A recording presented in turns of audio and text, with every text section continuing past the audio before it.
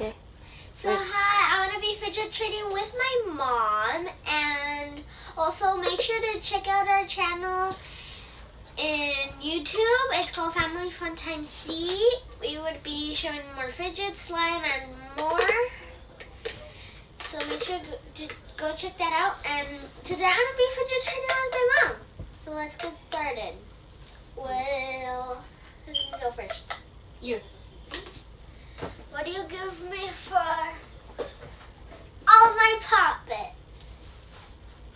Okay. Your fidgets are right here. I can give you this one. Simple dimples for all my puppets. How many puppets are these? 1, 2, 3, 4, 5 puppets. I have a circle one, a hand, a heart, and a square, and an Among Us. I'm going to accept. Okay. Here. Look at my unicorn simple dimple. I have squishies. Okay. Squishies. I only have like 4. Oh wow, for this pop tube. And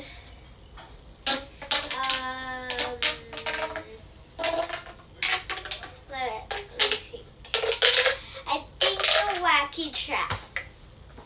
This orange and green wacky track. No.